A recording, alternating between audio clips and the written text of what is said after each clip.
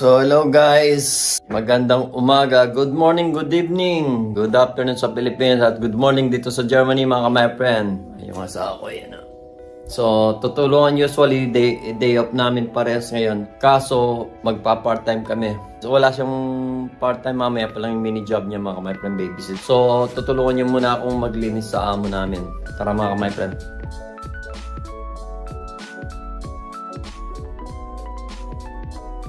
So guys, anis na kami ng asawa ko.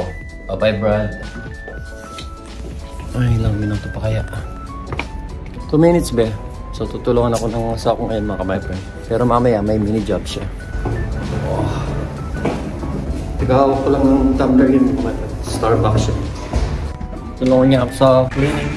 And then mamaya magbe-babysit siya mga my friend. Sipag niya niya.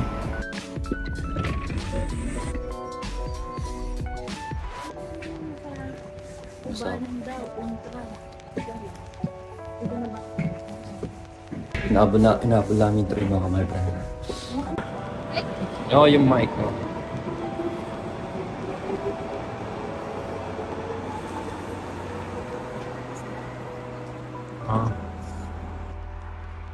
Iba-iba yun ang kulay.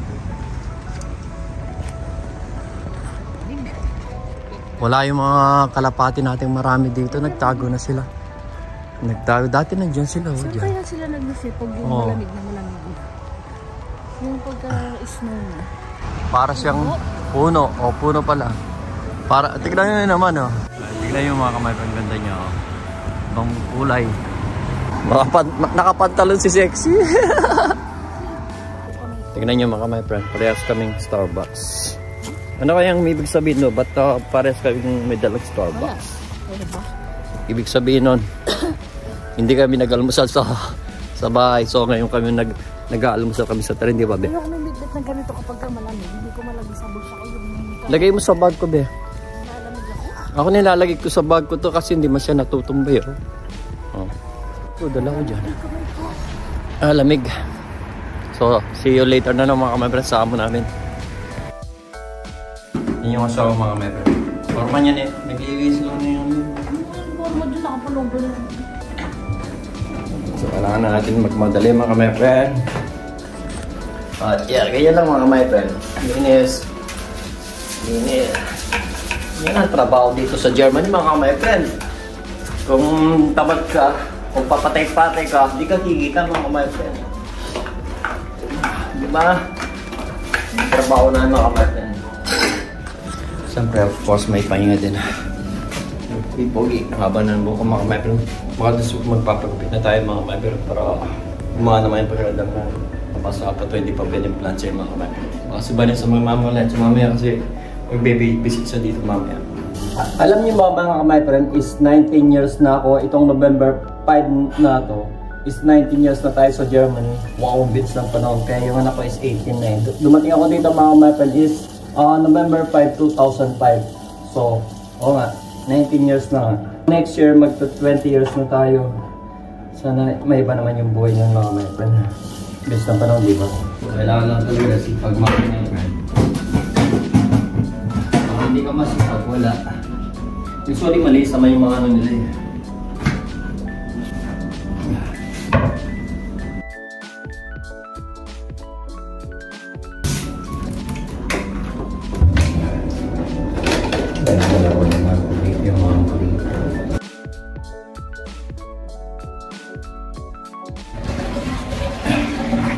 At least na nalinis na yung mga iba mga kamay friend. Dryer nila at saka yung washing machine nila mga kamay friend. Pinuha ko yung basa kay Vanessa. Ang dami niyang basahan eh. Nagbigay na naman yung amo ng saging. Last week nagbigay din ng saging na 4 na saging. Hindi ko nakain. Bali isa lang nakain ko yata. Bisa naman mag-miss mga kamay friend.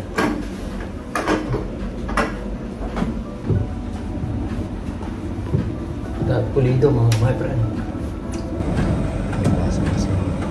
Try mo yung mga my friend.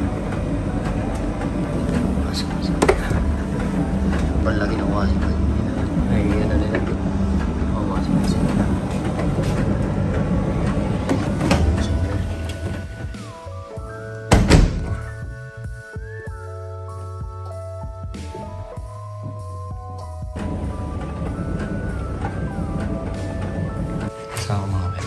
Sipag niya.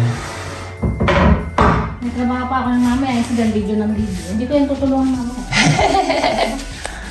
Ayan. Kailangan namin matapos agad. Ilan ba yung mag-aalaga niya? Ilang kusina yung mga ngayon. Ang dami ng babysit ng amo namin. May taga-sundo, may taga-atid ng bata, may taga-bantay. Si Vanessa, parang ano to, special lang siya. Yung parang pagkailangan parang sa Mission Impossible yun. Siya ang talagang ano, pag wala ng choice yung amo, siya ang kukuhanin mga my friend. Talaga pag wala lang choice. Oo, pag wala siyang choice.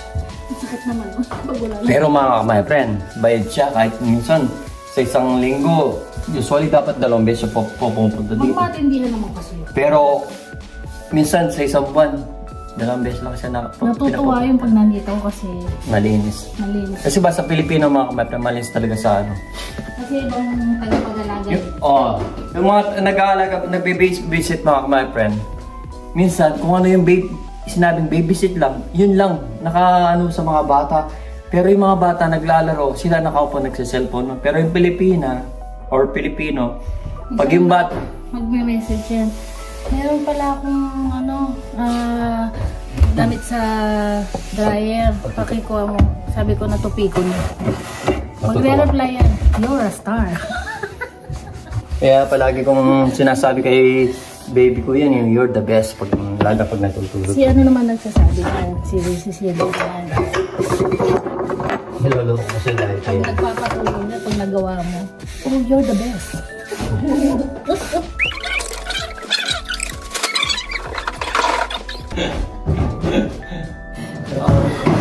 Paano yan? Hindi naman. Kaya yun mga my friend.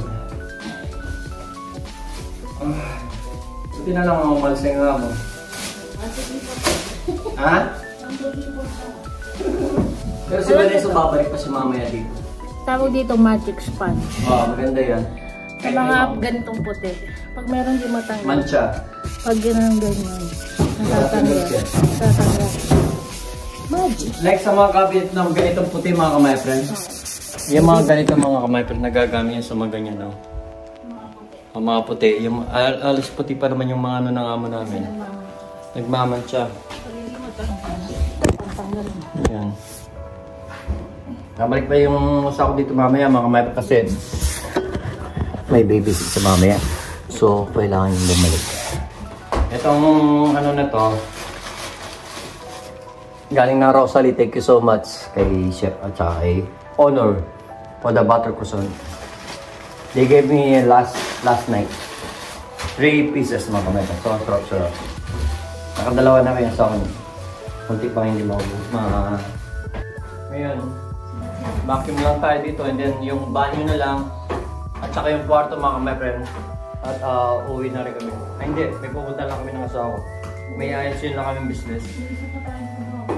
May business pa kami sa yung trabaho lang isa. And then, may pupuntahan kami. Yun. Okay lang ba yung bed? Alis ka dyan, be. Okay lang yung mga sagot. Okay lang kaya mag-back.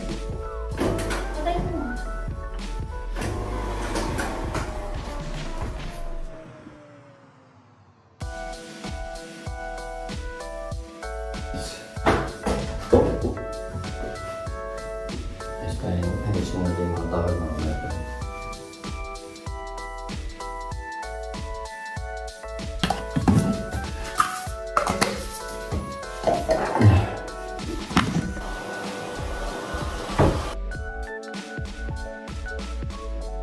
Nasa ako parang nasa plaza.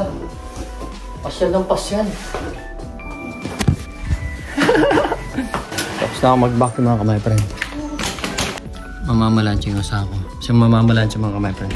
Ako banyo na lang and then mopping and then yung asa ko ano na lang. Siya mamamalanchi ngayon mga kamay friend. Tignan natin kung magaling siya mga kamay friend mamamalanchi. Hindi ako magaling. Ayoko nga itong ginagawa. Kasi hindi ako magaling. Sino bang magaling dyan? Aminin mo. Ikaw. Totoo mga. Totoo mga kamay friend yan ng totoo.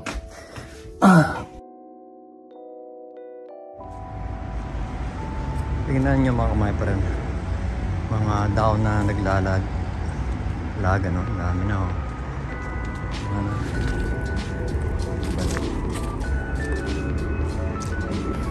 Sabi ni Vanessa pag-akit namin sa hagdan pa lang daw pagod na siya. Masasabi mo ba? Sumasay yung paa niya, yung mga kamay, yung toe niya yung na-operaan. Karamihan dito yung sakit sa tuhod, yung mga meniscus, mga sakit sa tuhod nila, karamihan dito. Like ako, 2 pa ako na yung na-injury naman ako. Si Vanessa na-opera niya. Ang ganda ng yung mga daan. Ayun, ibang kulay.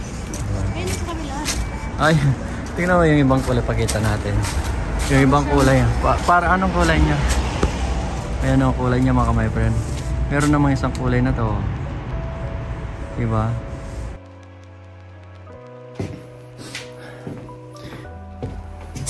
Oh, puta. Pinalata ko na kasi ako si Raul to. Pakanda kayo mga. Tigda ka nga ng kape nang makapagkape tayo dito tayo mo po. Huwag kang piling, bilisan mo na. Yung asawa tong talis na tayo. Nagbibideo ako, ginulat pa naman ako mga kape. Si Raul to. Yung magbablog ka lang sana para may video mo yung asawa mo. Kaso ginulat ka. Kasi nakita ko siya kanina mga my friend. Sumasayaw siya. Sabi ko, time ba ng pagsasayaw to? Raulo to ah. Hindi ba? Raulo. Mamaya, hindi wala tayong time. Pupunta pa tayo ng alam naman. Oh, sige na, dinastig ko lang yan be. Ay, baby ko. Lamig na mga my friend. Diyos ko Lord. Ito yung awak namin. Linis time. Oh, hello, hi. Okay ka daw dyan? At bigla sumagot mga my friend. Diyos ko, galit. Siya mga my friend. Maglilinis na kami ng asawa nang matapos na. Yung asawa ko, ginulat ako kanina. Hindi ako makamubon mga my friend. Napapunta ako yun. So ngayon, sakit ng ulo ko na. may baby secret ito mga may nakakain muna kami sa karinderya. So see you later. So guys, pagod. Bumaba na kami ng bus ni Van Ngayon lang kami nagkasamang matagal nitong asawa ko. Minsan palagi kaming Tuesday. Siya naman may babysit. Ngayon parehas kami. Mamaya pa yung babysit niyo mga kamay. So guys, kasama ng asawa ko. Usap namin. Ano masasabi mo? Hindi ka ba magpapasalap? Wala na. Gusto ko lang. Grabe ko talaga ito sa ako mga kapatid. So, dito na muna tayo sa mga bus. So, dito muna kami mag-outro mga kapatid. Hindi na siya ako magtatrabaho pa. Galiwin ang bahay sa pag-zapong kasi base. So, dito muna kami mag-outro mga kapatid dito sa bus. Sa bus. So, hanggang dito na mga kapatid. Keep safe always and God bless. Shout out sa pamilya namin. Kinaman. Lagi sa mga